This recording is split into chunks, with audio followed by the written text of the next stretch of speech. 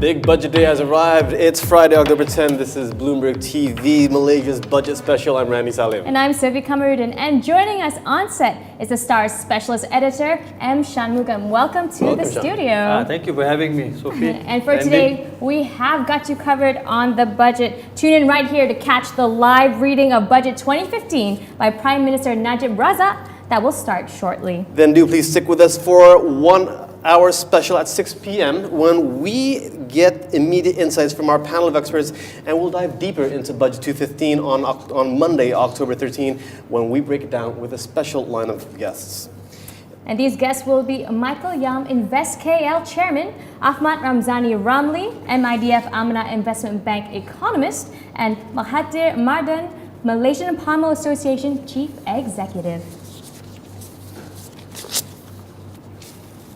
All right, gentlemen, it has been quite an interesting day in the markets. Currently, the FVM-KLCI is looking at about 1811, 1812 points. Quite a fall from yesterday, 1824. It's not been doing very well, actually. Yeah, these are lows we've not seen since March this year. Yes, and that's because of, a lot of it has got also to do with the happenings, the developments in the US, where they have stopped the bond buying program. Yeah. And you can see a lot of, the fear is that US will raise interest rates. Yes, and the US Federal Reserve themselves, they are warning of a risk to the US economy from slowing global growth. And we did have the central banker Mario Draghi of the European Union essentially say Europe is also at risk of slowing growth. And obviously there's a lot of wait and see and nervousness over what's going to be announced in half an hour's time. In fact, they're looking at Europe possibly undergoing its third recession since the 08 crisis.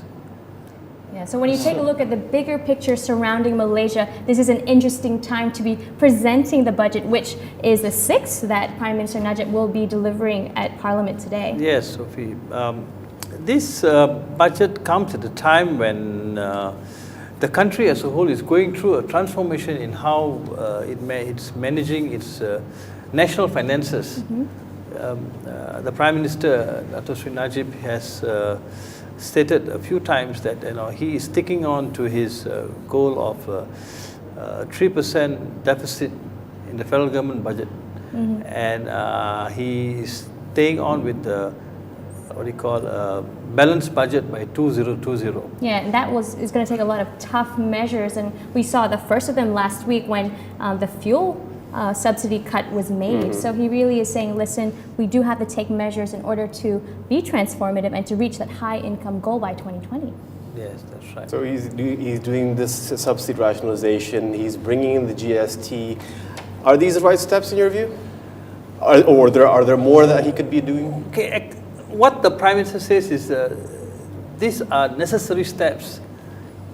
It may be unpopular. It's unpopular actually. It's not. It hasn't gone down very well, especially this hike in fuel prices at the pump when global petrol prices has come down. Yeah. But he has said time and again that these steps are necessary.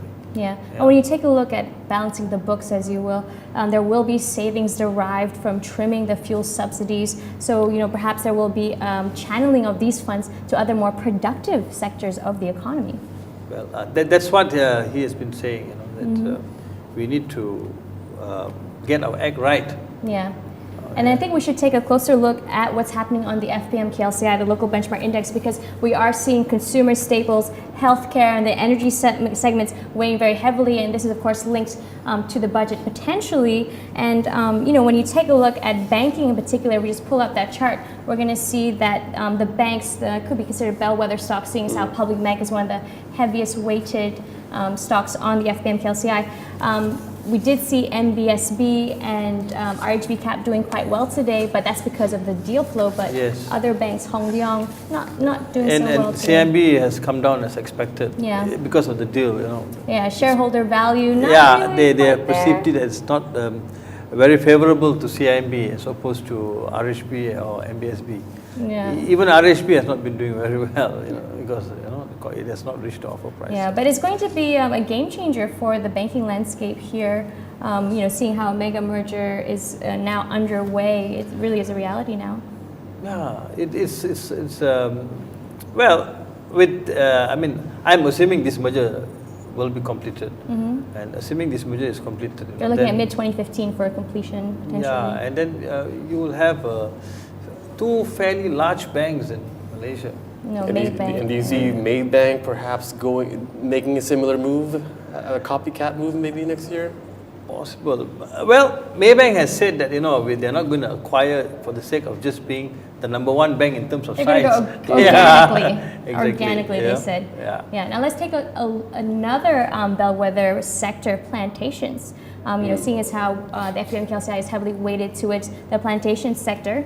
Oh, and we just got word that the Prime Minister has begun the tabling of Budget 2015. So, Sean, Randy, looks like we'll have to go straight to that. And do join us at 6 p.m. for our budget analysis with our expert panels of guests right here on Bloomberg TV Malaysia.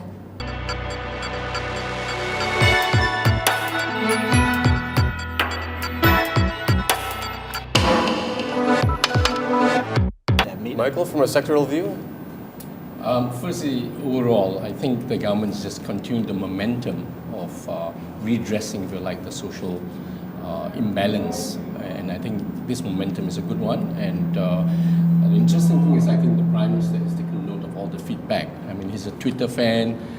He goes down to the ground. I think this feedback allows him to even improve on some of the positive measure that he's just announced. I think from the sectoral point of view, and in some way, I'm very much, of course, in the property and real estate sphere. I think the issue about unaffordability of housing is being gradually addressed. I think Rome is not built in one day, and I think those steps he has taken to address the challenges that the lowest segment of the population not been able to get access to housing. That's been done. I heard some announcement in terms of more affordable housing by the Ministry of Housing and Local Government, also by SPNB. I think all these are definitely positive measures. Yeah. Mahathir, your general thoughts? The budget seems to be it touches base with the proletariat in a sense. So the fishermen, oil palm growers, rubber tappers, and all that, and they're being addressed. So, and I think a big cheer for palm oil is especially for Sabah and Sarawak. They are experiencing a 6% sales tax from the government in Sabah Sarawak, and more than half of the plantation growers are in those areas. So it's a big cheer for them. And other than that, I see that the element of replanting program, which is now being upscaled, which is addressing with the current concern now. And the third one on the food and fuel, I could see some benefits for the agriculture, especially when you mee, kway teow, bihun, all that, it will be using the CPO. Yeah. So it really touched base with the proletariat in that sense. Okay, we were talking earlier about how this is the last budget of the 10th Malaysia Plan, and that this budget, 2015, will help shape the next 5 years before 2020, when Malaysia is meant to become a high-income economy. Now, Sean, when we take a look at the 56th budget, is it going to help us sustain that momentum? I think what the Prime Minister has announced, okay, in this budget, like what Bani said, there were no big surprises, no mega projects. The only one that I could think that come across is the LRT3 project. I think he's more or less confirmed that, right, gentlemen? The LRT3 project. That was in a limbo, okay? And then we have got this big ticket item, this Pan-Malaysian Borneo, 27 billion. I think that has already been announced. Yes. So apart from that, we don't see any mega projects. Of course, there's a Langan 2 project that was already been there. I think they announced the award today. Okay. So I think what the Prime Minister, by not giving away on what he plans to do for the next 5 years, that's beyond 2015, I think what he's doing, I would think that he's trying to assess, because we are going through a transformation in terms of our tax collection. They're going from sales and service tax to GST. So they're going through this period of what I would say soft landing. I think they're trying to estimate, they're trying to gauge on how much they can collect from this GST before I think he would come up with his plans. A forecast of sorts. Yeah, and how to take us to 2020. Okay, and he did describe how there would be a gross revenue from GST of roughly 23.2 billion, but when you put that into the net term, that's 619 million ringgit derived from GST. So again, when you consider how the government is attempting to broaden its income streams, is it going to be able to support the type of expansion, the economic expansion that they see next year, given the allocation of the budget? Is that something that you see? I don't think so. I think again it depends how the Malaysian economy performs next year. In terms of highlight, if you look at the global economy, which is expected to slow down. I mean, the recent IMF report saying that everyone except the US will be slowing down. So again, it depends on how the government maintain its tax revenue collection. And as Sean said, the GST is still in the process. It's starting. They expected to collect, you say, about 22 billion the first for the 9 months of next year. Then 2016, we expect more than from the GST. So I don't think the GST will be much. That it can again depend on how the growth of the economy, GDP next year. So next year, still training wheels, as it were, with the GST. Yeah. So, Michael, in terms of the property sector, I mean, we're going to see, I think, all three elements of GST. We're going to see the standard base, zero base, exempt base. How will that play out, you think? How will that affect how will that affect the market, frankly, next year? I think the bottom line is there will be an impact on property prices post 1st of May next year.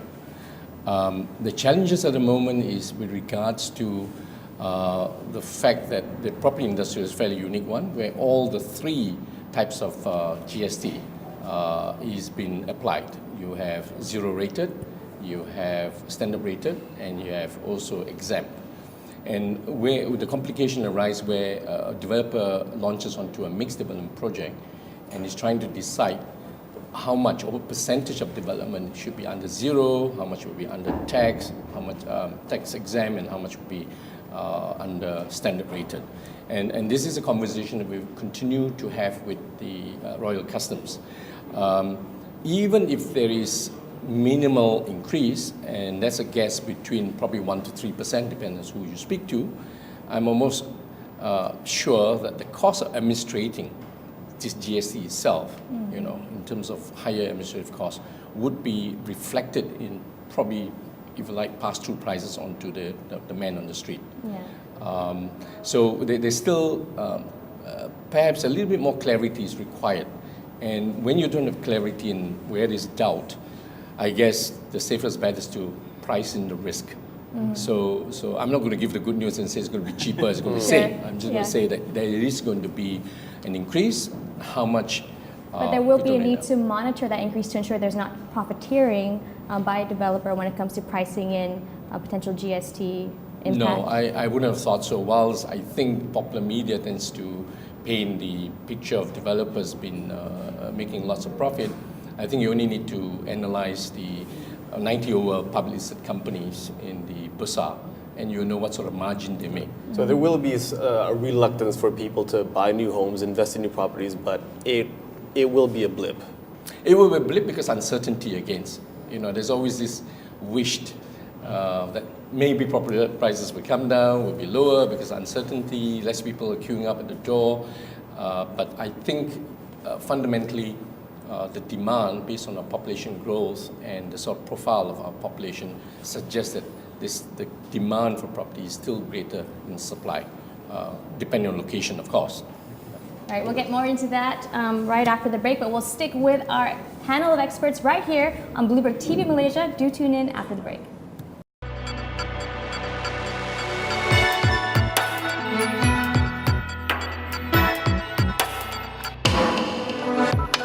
You're watching Bloomberg TV Malaysia. I'm Sophie Kamarudin. Time to check in on today's trading session. All segments but telecoms in the red on the local benchmark index. Consumer staples, healthcare, energy segments in particular weighing heavily on the FBM KLCI. It sank to lows not seen since February, tracking the downtrends in the broader Asian markets. The sell-off in Asian stocks is seeing the regional index head for its lowest close in 6 months. Signs of Europe's recovery losing momentum, and Fed Reserve officials questioning that the U.S. economy is at risk from a global slowdown are sending jitters through the broader markets. Now let's take a closer look at the bellwether sectors on the FPM KLCI. Looking at the banking stocks, Malaysia's second biggest lender falling, while its merger deal mates RHB Capital and Malaysia Building Society are on the up. MBSB is seeing the biggest gains since October 2011 on the confirmation that the megabank merger is a reality. Now let's take a look at the plantation sector. Kulim Berhad getting a nice bump on the back of Sime Darby making a general offer for New Britain palm oil. Kulim advanced the most in 6 years. And now a quick check on the property sector. We're just seeing here a mixed bag for the property sector right now, with IOI properties up 1.5%. And let's check in with the currency markets. We're going to see that the ringgit did weaken against the US dollar, making it the second weakest performing Asian currency, tracked by the Bloomberg at 325 to the greenback. And Prime Minister Najib Razak has tabled Budget 2015 and spoke of the people's economy. Let's cross to Bloomberg TV Malaysia Senior Managing Editor Zaini Ahmad for views from the people themselves. Zaini, what do your guests have to say about the budget? Yes, Sophie, Datuk Sri Najib Razak has spoken and tabled the budget in Parliament, and he's described the budget 2015 as a budget that is oriented towards the Rakyat's budget, and he's described it as a budget that covers top priorities and interests of the Rakyat, such as cost of living, household income, educational opportunities, employment and business, and so on and so forth. And so, to talk about this budget, Rakyat's budget, people from a cross-section of the community. Joining me today are three very beautiful women. Indeed, sitting on my left is Evelyn Yap, Managing Director of Citrin One, who happen to be a working mother. And on my right, Puan Azura Elie Ahmad, lecturer at UiTM, also a working mother. And last but not least, Monisha Chang Perubalan, who is a graduate looking for a job and also happens to be a mother as well. So welcome, ladies, to Bloomberg Television Malaysia.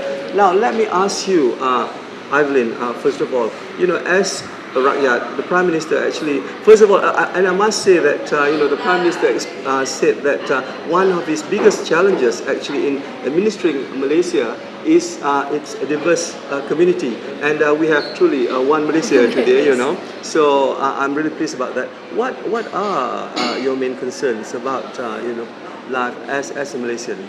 Well, currently you can experience a lot of, there's a rise of cost of living. So with the rise of cost of living, both the mother and the father will have to go to work, unlike before. So when both parents need to go to work, there is a vacuum in terms of the family support system. On one hand, we need to take care of our aged parents, and on the other, we have to take care of our children as well.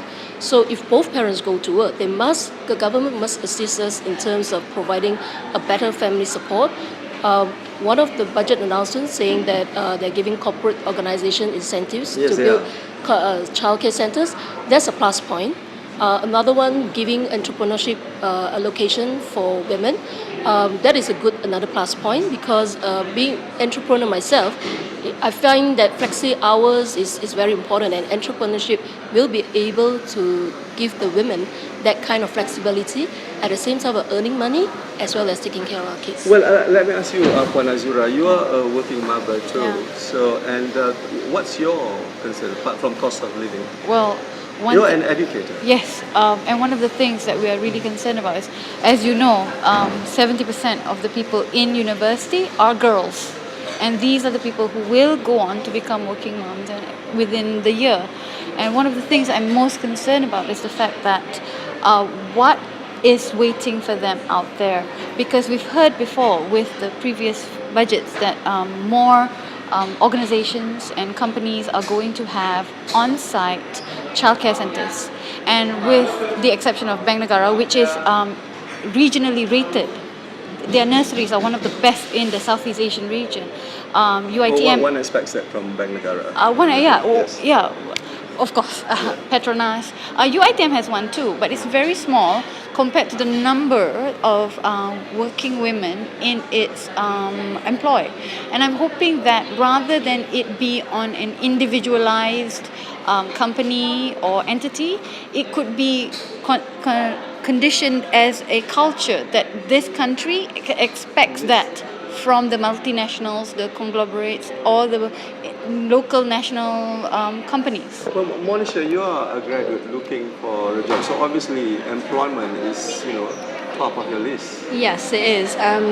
Also, while I'm a psychology graduate, so while there are opportunities for me to cope with the cost of living or just trying to provide a good lifestyle for my son, I would have to look at the private sector, whereas my interest is in going to the government sector, raising awareness for my field, providing research, conducting research, providing treatment. But there isn't quite the funds for that yet. And as a new mum, as a new graduate, for me the best option is to go into the private sector, and I feel that doesn't really serve the people or the needs that are, the demands that are currently not being met. Evelyn, as a working mother, if you are planning to have children, even if you're not, then but you must welcome this new announcement by the government today that maternity leave has been extended to a year as opposed to 3 months. What's your comment? Well, basically, I don't think it's practical to have 1 year. I know in some countries they do, but in Malaysia, situation where we are still a little bit more Asian-centric, what I would propose instead would be better off if, let's say, we have equality in terms of, well, the first 6 months, of course, you need to have maternity leave for the women because the first 6 months is crucial for the baby and you really need the mother care. However, for the next 6 months, or for the next 3 months, or after 9 months, after the woman has taken leave, maybe corporate organizations can give it to the father, meaning you increase the paternity leave so that they in turn can play a more fatherly role. Currently, for all these years, we have always been looking into the women, what can Women's women role do? in the family. But and now also we in are saying we are workforce. moving into equality, right? And we have to start rethinking. All right, maybe what about giving more paternity leave? Well, to this the budget is father? also more about gender budget, and we're going to talk about that later. But what about cost of living? I mean, GST would be presumably big on everyone's mind. Yes, that's so true. My students are already, well, I wouldn't say whining. They're already talking about it, and they're already saying that they're feeling the impact. 3 fuel increases now, and they're already saying that they feel it, and the GST is coming, and they know that no matter how you adjust it, bottom line, prices are going to go up, and they will be forced to deal with it, especially if they're fresh graduate, they're starting up, they're already facing so many potential liabilities. But surely, would you agree, Monisha, that the government has to rationalize subsidies because you cannot go on subsidizing things because otherwise you're going to pass the debt to your children and grandchildren. And you're a young person, so you Already, don't my want to. generation's feeling it completely. You already feel people my age can already feel the strain of what the government has been that maybe they weren't ready to yet, or. And obviously, my son is going to grow up with a lot of debt and maybe not the best economy. So, So so look, it's a constant concern Yes. for raising a child or just thinking about your future family because you're suddenly at this stage of your life where you've just graduated, you're looking at your career options, and you have to make a decision about whether you start earning money or whether you want to pursue something you actually want to do, which I've seen happen to a lot of my peers going into school. They picked a career that they may not necessarily have wanted to go into, but had to because they were thinking about the economy, about the money that they could have earned, or they will earn, and supporting their family because we are very cultural. We Filial.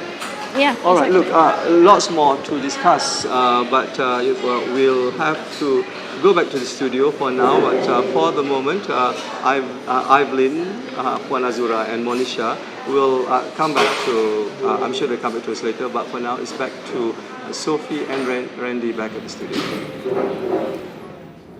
Okay, welcome back to the studio. And it seems that we do have a gender imbalance on this side. I'm the only lady. The reverse over there. I think Prime Minister Najib would have something to say about rebalancing this roundtable. But let's get right into our next subject here. Of course, there is a lot of talk around GST, its implementation, and that he did say the sales service tax will be lifted. But let's have our plantation expert in now to talk about what does that mean for Sabah and Sarawak, where there is a sales tax of 6%. Sales tax on CPU is only imposed in Sabah and Sarawak, and that accounts for more than 1/3 of the plantation areas down there. And what it implies here is that we are now approaching, we are an export-led. 90% of our CPU were exported. So then just now it was being mentioned about export duty will be removed, and that will be a cheer for them. And then secondly, with regard to sales tax and also the replanting program, the grant allocation. So the only area that we can grow now for palm oil, it looks like it can only expand in Sabah and Sarawak, but not in Peninsular Not Malaysia. enough of an allocation. So it addresses the So if August well, is that what you're saying? It's good. it's good for them. It's a cheer for them. So do you think that plantation companies with exposure in Sabah and Sarawak will show better numbers? Yes, because they should be experiencing this benefit, a reprieve from them, because as you know now, the price is, in 5 years, this is the lowest since. And then the excess stocks is 2.3 million, and we expected maybe 2 million tons. It has never reached this level before. So it's a reprieve for the palm oil industry. How many percent of our Malaysia's exports come from Sabah? I think it close to about 50%, close to 50%. Yeah. Okay, and when we take a look at other areas that are being GST exempted, Prime Minister Najib did say that petrol will be exempted. And when we take a look at what does that imply then for the consumer, this is a boon, is it not? Sophie, let's just go back a little bit. Petrol was a rather tricky issue because there is already a sales and service tax of 58 cents per litre for petrol. Not many people are aware of that. So now, but then the government does not collect this 58 cents because the subsidy per litre is always much higher. Okay. Now, the break-even point is, or rather the target where the subsidy does not apply anymore is about US 80 per barrel. Yeah, and we are seeing now, prices dip down. We are almost there. We are what? We are now 90?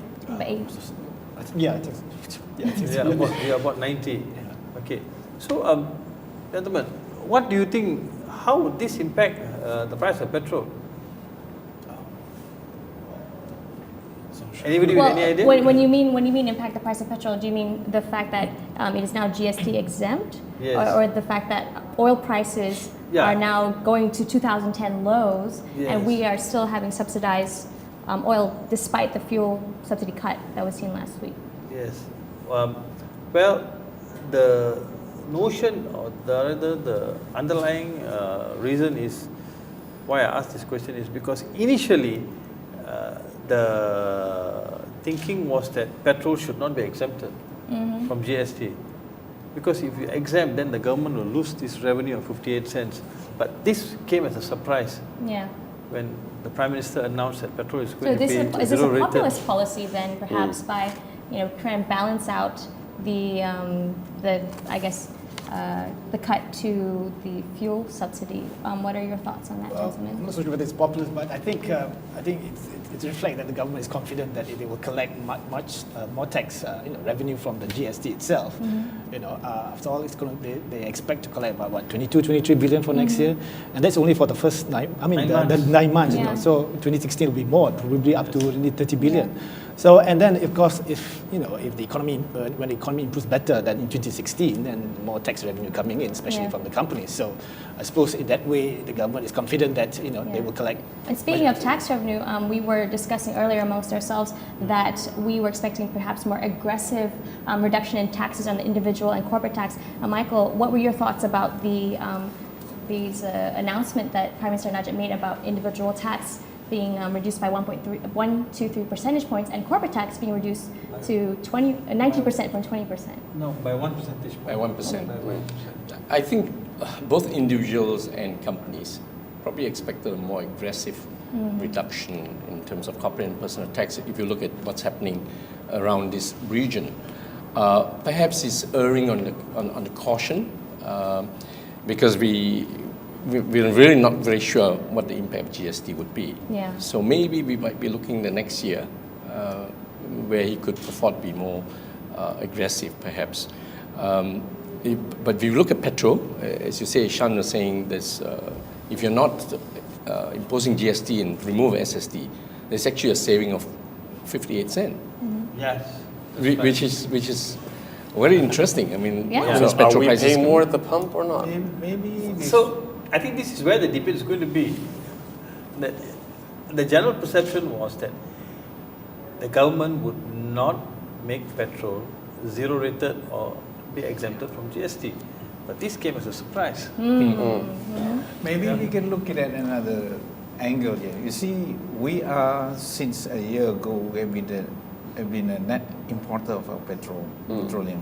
Now, petroleum is depleting, and we have the alternative energy, sustainable energy. So palm can come in. Now going at 7%, 10% palm-based diesel. I believe that the existence of removing the subsidy for diesel is good because that's the time the palm diesel should come in. And in Indonesia, it's like between 3 to 30%. Here we are going 7 to 10% of palm diesel. So renewable energy should make that shift. The way I look at it now. Could this be a reaction of what's transpiring now? I mean, crude oil prices globally are going down. There's huge stockpiles. Could this have been a last-minute adjustment, or would this have been? I would assume this would be more thought out thoroughly. I mean, really, Randy, this came as a surprise to me as well. Really, this came as a surprise to me as well. We haven't misheard, really. because it can only be positive news. But most parts of the world, the pump price should reflect what the market price is. So we could well be caught out. You get more developed nations having cheaper pump prices, then it become embarrassment. I think, don't forget, the government can at any time probably between the budget can actually increase. I think that's probably a trump card they still have. Okay, and then taking a look at the fact that there is the fuel subsidy rationalization happening, and just subsidy rationalization broadly speaking transpiring, that is part of the government's attempts to, I guess, grow their pot, if you will, and allocate to maybe perhaps more productive sectors of the economy. So when you consider that they're going to channel to maybe more towards other sectors, there's also the higher payouts of financial assistance. So BRIM, we did see that they will be increasing it for households that are eligible. So perhaps we can get a view on that, particularly when you consider the balance between the wages earned by the average household and what they will be getting. So can we get a point first from Ranzani about the BRIM ups? I see this way. I mean, if the BRIM has increased also, but I say it allows the beneficiaries to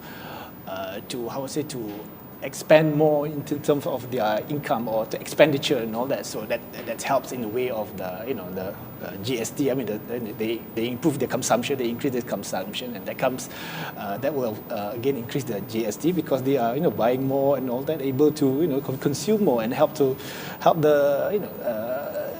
economy moving because people are the middle and lower class and Is consumption going to expand more given that inflation pressures will be coming up, and there is this concern that there's this other thing, although he has increased BRIM, but as what Sophie pointed out, inflation also is supposed to be higher next year. But okay, if you look so at would the net effect, do you think is going to be neutral? In terms of you look at the past few months, the inflation has in terms of food products and all that has always been rising slowly, and if you look at in terms of let's say consumption in luxury items or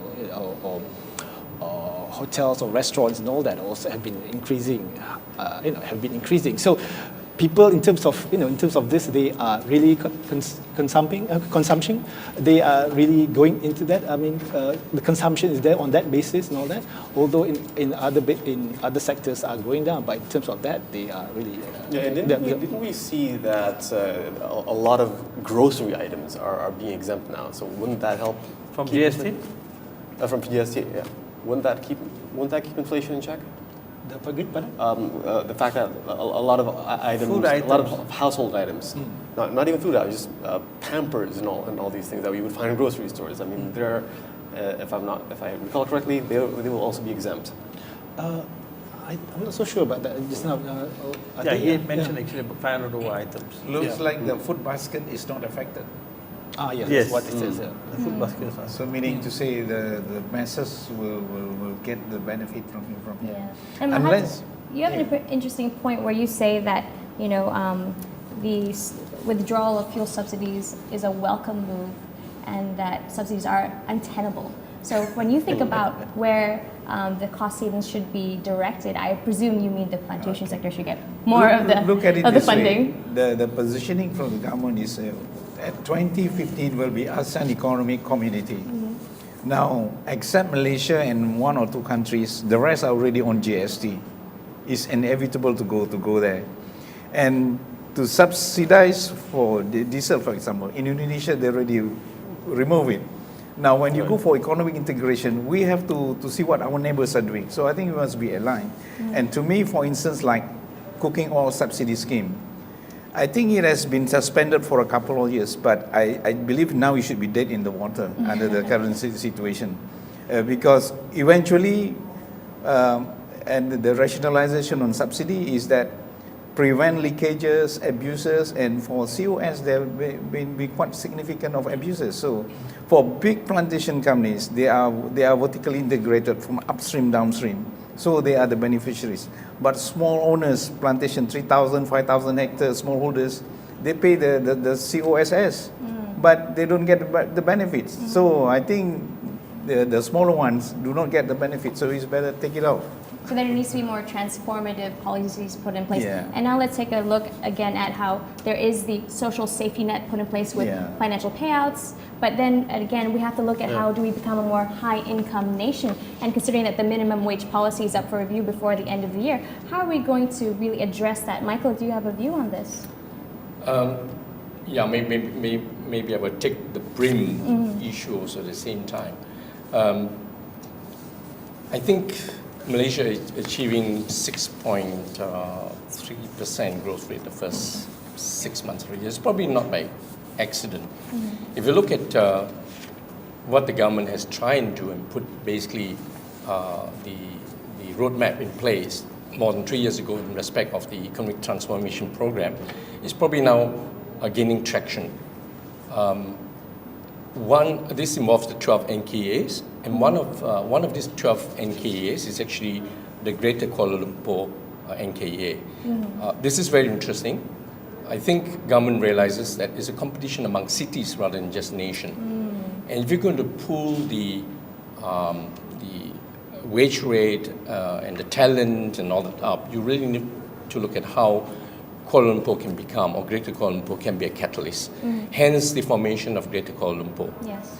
And I'm partly involved in this as a non-executive chairman. Yes. I'm very pleased to say that whilst the KPI was 10 MNCs, and these are Fortune 500 and Forbes 2000 companies that invest KL targets, we, in the 3 years, we have actually achieved 40 MNCs, not the 30 that was expected. Yeah, and you mentioned that this is about developing cities as attractive destinations for Absolutely. MNCs and for investment. But will that be mirrored in other parts of Malaysia, perhaps Penang or further south in Iskandar? Well, what's happening outside of Kuala Lumpur or Greater Kuala Lumpur, that's been dealt with MIDA.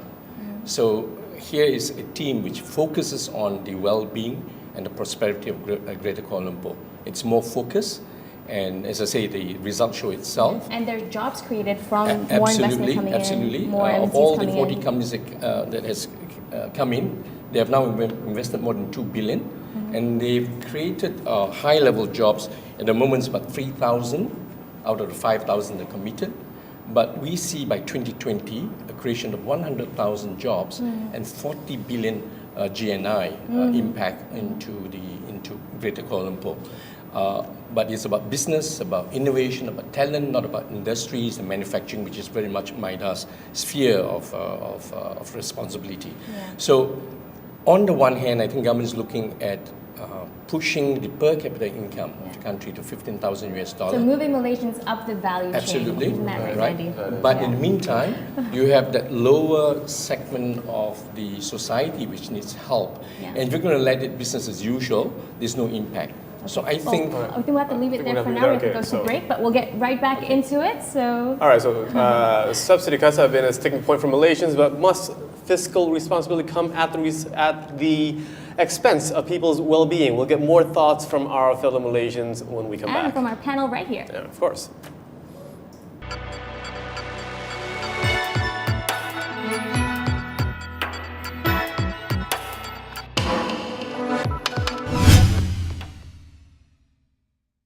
As recent as yesterday, I was asked by reporters on what was the most difficult issue that I had to decide on.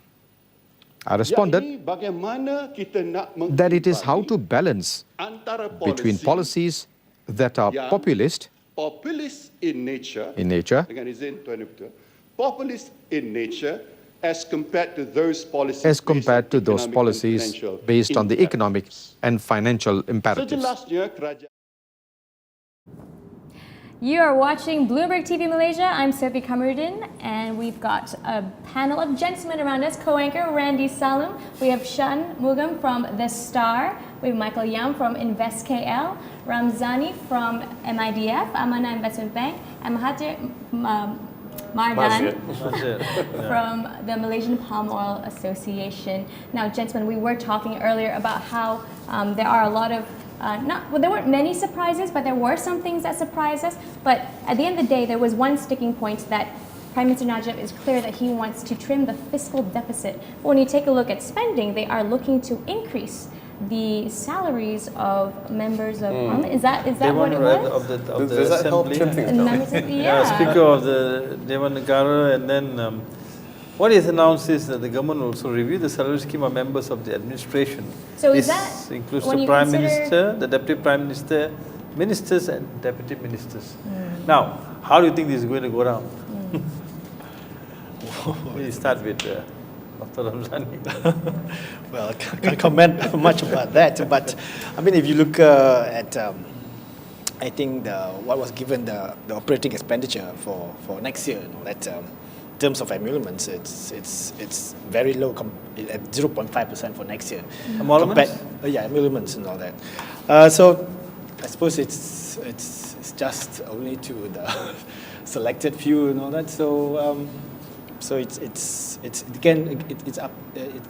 all up to the rakyat to see whether it's it's. Well, this whether it's transitions justifiable. us quite nicely just into that broader context about wages. Prime Minister Najib did say he wanted to increase the component of wages to 40% of GDP by 2020, and from the point of view of InvestKL, part of that is about bringing in the types of jobs, the type of investment to enable the ecosystem to perhaps move people up the value chain.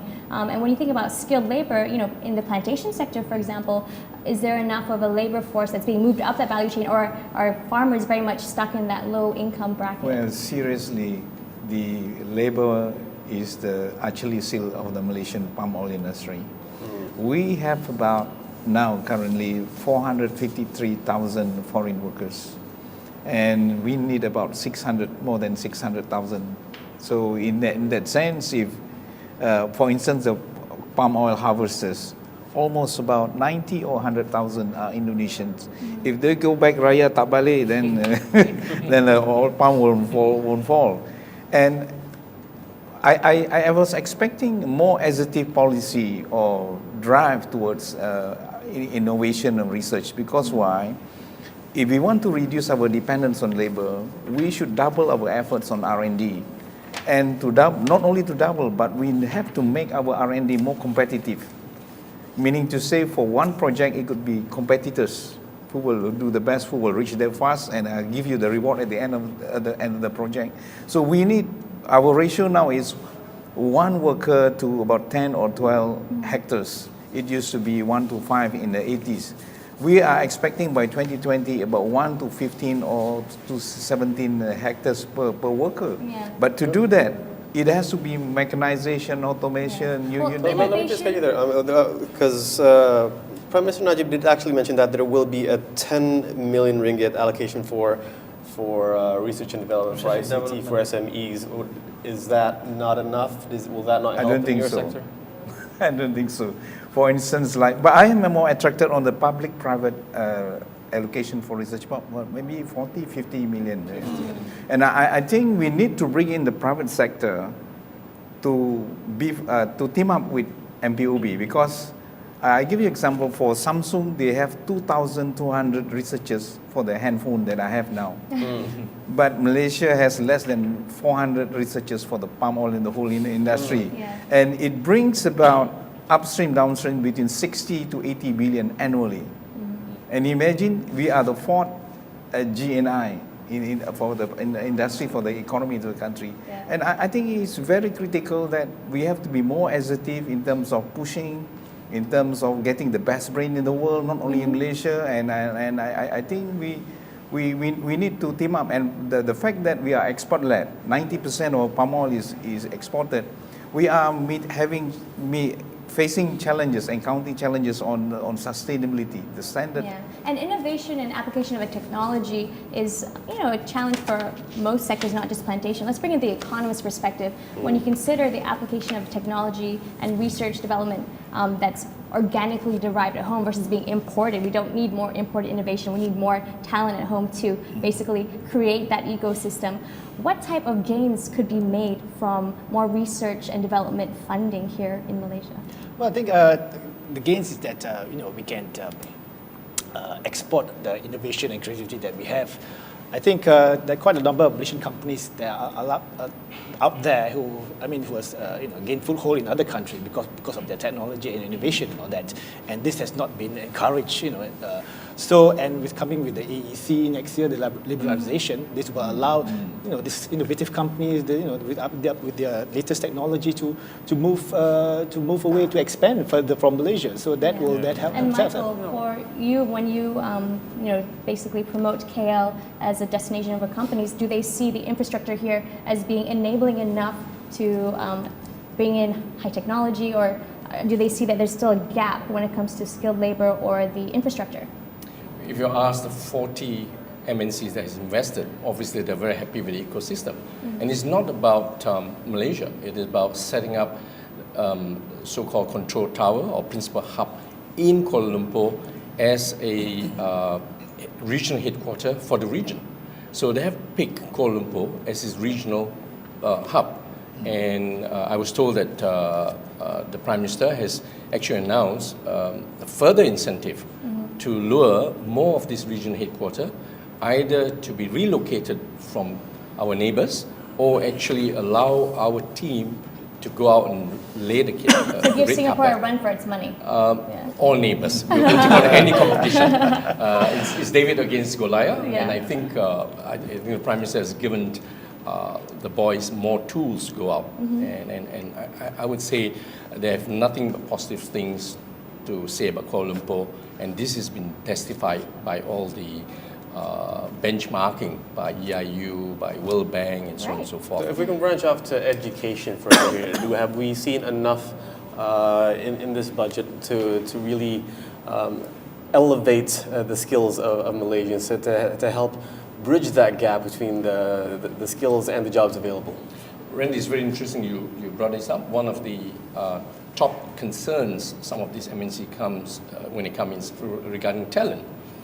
And this is where the Greater Kuala Lumpur embraces also the unit called Talent Corp. And Talent Corp is there to assist not only in terms of expatriate work passes, it also assists in the sense of bridging the gap between what is needed by the MNC and what the graduates that come up from our more than 50 universities. And they are quite capable of actually providing grant and also assistance in upskilling these local graduates that we have got. So it is not only in terms of quantitative matching, but more importantly, as we say, it's about talent. It's about bringing back talent from offshore. Hopefully our compensation would match or closely match those that has been offered to our local boys overseas. But it's also bridging the technology gap, the education gap, and whatever. So there is a definitive path, to if you like, improving. So it could be improving competitiveness of Malaysia. But we'll get more into that right after the break. So do stick around for Bloomberg TV Malaysia's budget breakdown right here.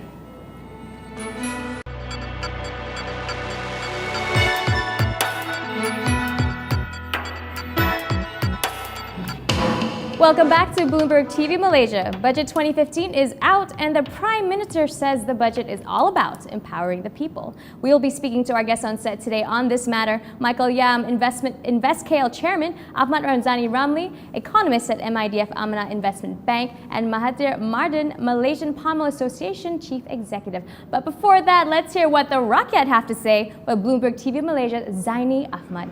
Zaini, do your guests agree? Okay, Sophie, thank you very much. And we're still here at Coffee. Very nice ambience, and I'm being surrounded by three beautiful women. Evelyn Yap, Managing Director of Citrin One, and Puan Azura Elie Ahmad, Lecturer at UiTM, and Monisha Chang, Peruvian, graduate student looking for a job. And we were just saying that how interesting it is that while you're over there, surrounded by all those gentlemen, I'm over here surrounded by all these beautiful women. And is it almost like a mirror image of what society is about? But look, before we when they left us last, we were talking about future generation. Apparently, 53,000 graduates are still unemployed 6 months after graduating. Are you one of them, Monisha?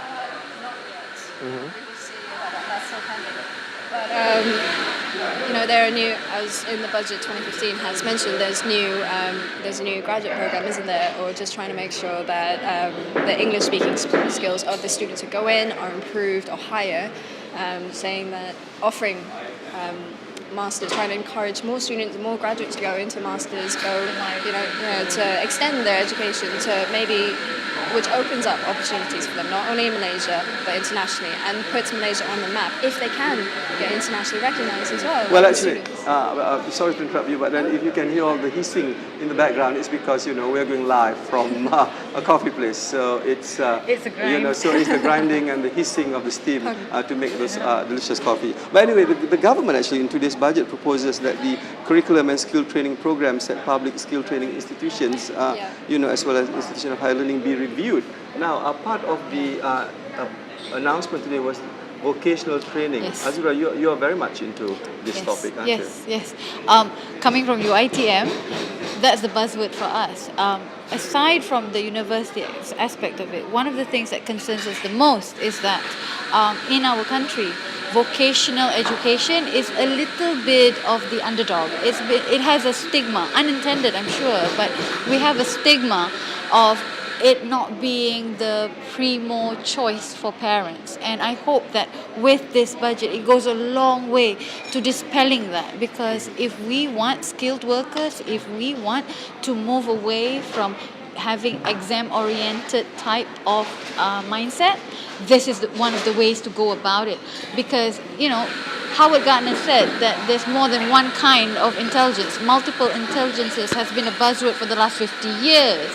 Yet, somehow or other, we still haven't embraced that just because you're not scoring 19 A's doesn't mean you don't have skills to offer that can be meaningfully integrated into community in a way that is actually Well, I suppose beneficial. there has to be a mindset as well, when it comes to vocational training. I mean, in countries like Australia, for instance, TAFE colleges are very much acceptable by professionals wishing to further their skills. But, good news, the government has allocated 56 billion ringgit in this budget to the Ministry of Education to various teaching and learning programs, and also 250 million ringgit here allocated for school improvement specialist coaches. So I see you clapping your hands. So that's a big thumbs up for you. Yes, anything that helps improve the situation, helps get our students better education, better teachers, get the teachers all the tools they need to do what they want to do, potentially can do, is definitely worth 2 thumbs up and an applause. Well, perhaps online. all thumbs up from you ladies. Do you have a school going child? Yeah, I do, and I totally agree with Azra because I have cousin in those days. The self-worth is still there for those who go to vocational schools. He went to vocational school in Malaysia and thereafter continued his studies in Taiwan. And when he comes back, he is immediately hired by Panasonic. And now he's leading the company. So what I'm trying to say is, again, forgo the mindset of scoring A's. You still have self-worth even though you are good in handiwork because you are good in certain things. We have to accept the fact that not all students are academically inclined, but they have other talents. So it's a matter of mindset. Now, the other thing, you talk about becoming a leader in the organization. Of course, part of the 7-pronged strategy of Prime Minister's People's Economy, the first strategy strengthening economic growth, enhancing fiscal governance as second, but the 5th strategy is upholding the role of women. And the other announcement today made was, of course, more money pumped into the Ministry of Women to also the program to ensure that at least 125 women are top leaders in the country. So you as Managing Director of Citrin One, so that must be encouraging for you. Yes, because you've had to start your own program to become the Managing Director. Yes, that's right. I had to start from scratch. Working out from a condominium, being an entrepreneur and so on. And one of the reasons those days was because I started already 13 years ago. Those days, a lot of multinational companies, they are not open to flexi hours. But this is really a thumb up announcement, again, from the government. And I really hope that implementation is key and to really see that the target is met. So it's really good. Because you made, you made an interesting observation earlier during the break that most women who are leaders are people in their own company. Yes. So the big corporations are still not hiring, but that's the glass ceiling a global is a very trend, real though, thing. not just Malaysia. Yes, and it's a global trend. Yeah. So would you agree though that the government is doing something to address that problem? Exactly. I completely agree. I mean, for me, growing up, I didn't observe that many women in leadership roles, whether it be companies, in politics, worldwide, not just here, obviously. That movement, the whole empowering women, creating a more gender equal society worldwide is growing. And it's nice to see that Malaysia is also on that tangent. It is really nice.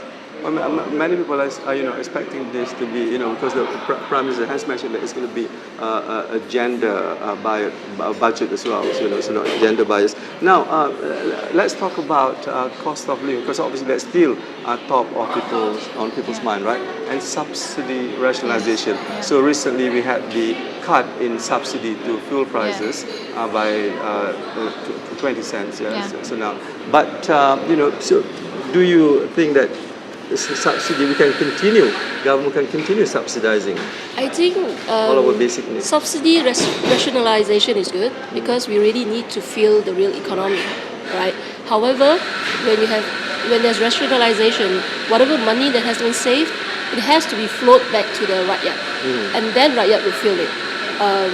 So we really, again, I would like to emphasize on implementation because Malaysia tends to, bring in a lot of great ideas, but when it comes to implementation and maintenance, we always fall short.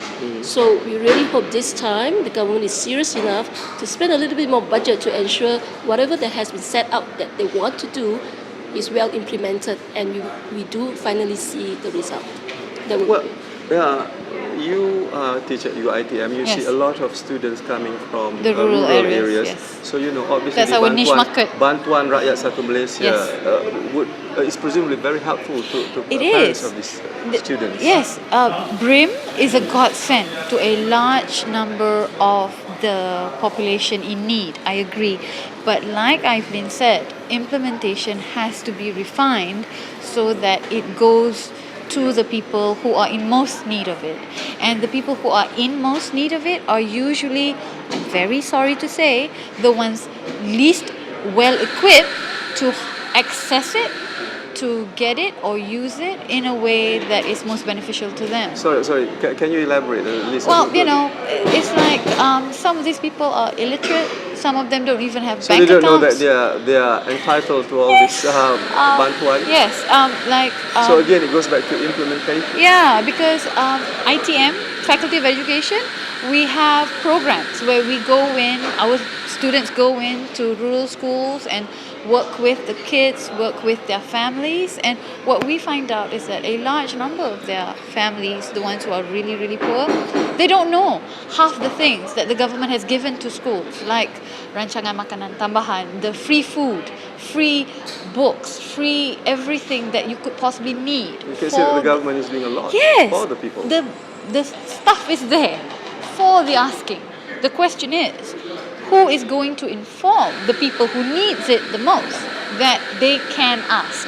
Because they don't know it. They have not been told.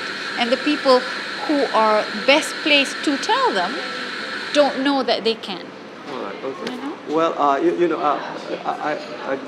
to you, Monisha, with regards to graduates again, yeah. So the average income for fresh graduates is about what, 2,500 ringgit, Literally. and then you have to pay what, an average 350 ringgit PTPN. I mean, I don't know whether you have to repay PTPN or whether you are a farmer, father and mother, Uniquely Malaysian. Right. But for those who have to pay, so this is a burden, yeah. It so is. I'm only going. I'm touching on this because I'm touching on home ownership now.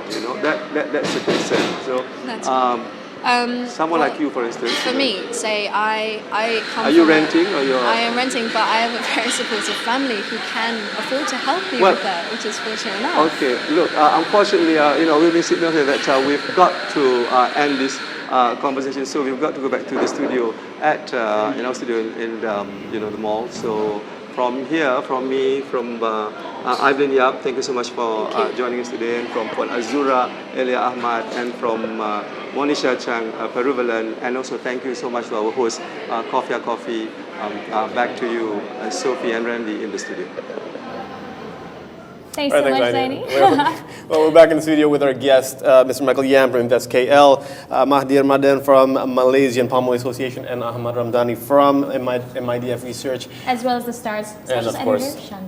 Hi. All right. Yeah, so picking up from where our colleagues at Coffee were talking about education here. So there's a 1.2 billion ringgit allocation for vocational training. Is that enough to really do the skills matching that we need with the labor that we have, with the jobs that are needed to keep local talent to keep local talent locally, so prevent a brain drain? Is this enough? Well, I'm not so sure about that, but I suppose the government has to keep on expanding or keep on spending on this matter, because as the Prime Minister, we are going for a K-based economy for the next 5 years, and this is the next Malaysia plan coming in, and then there's of course the Vision 2020. So they have to keep on expanding on this, or keep on spending on this, and hopefully that it will be enough to bring back the talent and to educate for the future, for those innovative and R&D companies that's coming in for their sector and their technology and all that. Yeah. So I suppose So it'd be on that. knowledge-based economy that also complements the creative industries that they're trying to engender here. There was an allocation towards that, and then that kind of branches out into entrepreneurship. There's now more of a sense that hey, there are businesses here at home that could perhaps develop here within our borders and then grow into regional players potentially. But first, it has to start at home. So when you consider what it takes to start up a business, are the measures being introduced in Budget 2015 enough to create that environment? Michael, do you have a view on that? With education and training, there's never enough budget. Mm-hmm. So it's a question of which target area you concentrate funding on. As a matter of interest from the InvestKL point of view, there's one particular I wouldn't say Fortune 500, probably a Fortune 100 company, where we gave them this particular incentive to set up a center of excellence. It's actually R&D, a global head of R&D regional headquarters for this particular Fortune 100 company. So we hope by their intervention and their parking their R&D center here, that the government need not spend that sort of money, because they know what sort of manpower and what sort of skill they need, and they will be responsible for actually uplifting and skilling our local graduates here. And when we think about upskilling, there's also the plantation sector, where we just had the Felder Global Venture CEO talk about the need to invest more in moving plantation workers up the value chain so that they're not just left at the smallholder bracket. What are your thoughts on perhaps moving farmers and workers within the plantation industry up that value chain? Okay, I look at differently here. You see, if you look at the plantation sector, despite, like the top 20 richest men in Malaysia, 9 of them somehow started from the oil palm. So it is actually the goose that laid the golden egg. So we should make investment in this. And for instance, we know that to improve productivity, we need people with broad competencies, so that under changing environment they can adjust and then adapt, and then they can do something else. But we're talking about, as you mentioned, on this knowledge-based economy. You see, more than 80% of the plantation do not have access to internet or telecommunication. Now, for us to implement ICT enabling productivity improvement cannot be done in the plantation unless we have telecommunication tower, access to internet. And I think these are basic, not only the workers, it also means the new opportunities like phone banking, about the youth, the young people, access to knowledge, the innovations, how they can look into their background, so that now the younger generation do not want to work in the plantation because they cannot live without internet. And high-speed broadband did get 2.7 billion under the allocation of the budget. But now let's get a final word from our esteemed guests here. What is the verdict on budget 2015? Was it to your expectations? Perhaps let's start with Michael and go around the circle. Perhaps I can just comment on 2 sectors which I'm very passionate about. One is probably from the property industry. I think it's fairly neutral to maybe marginally positive. We need more information, more clarity. One of the wish lists I know the Real Estate and Housing Developers Association members will be saying, government is now directly involved in the production of affordable housing. Last count is probably about 140,000 over units.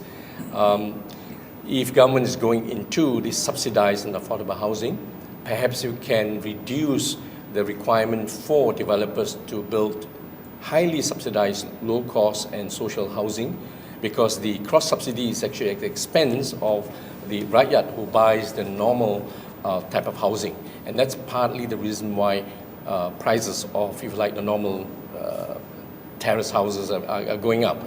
The cross subsidy becomes too heavy a burden. From the InvestKL point of view, I think it's been great. This principal hub incentives are given. I think it enables us to do a better job in competing against other cities. Thank you, Michael. Sean, what was your take? Well, the budget didn't really come as a surprise. There were no major announcements or anything of the sort, except for the items exempted under GST, especially petrol. Yeah, I think that was a major surprise, and I think that is something that will be debated. The fuel for the fire. Yeah. Okay, less than a minute. Mahathir, any final thoughts? Yes, I would say on the outset, it's not bad, but I cannot say it's excellent.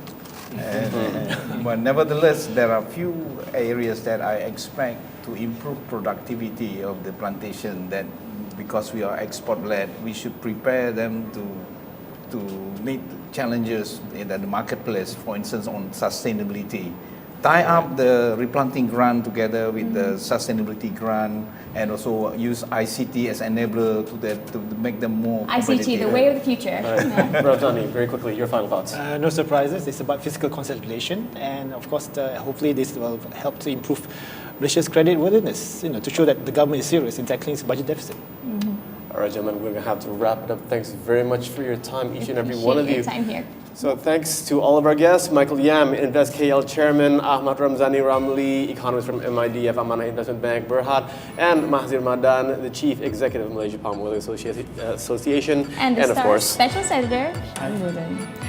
Okay, so this is Bloomberg TV Malaysia, and be sure to join us on Monday, October 17th at 7 p.m. for our post-budget special, where we break it down even more. Until then, I'm Sophie Kamrudin. And I'm Randy Salim. Thanks for watching and have a great weekend.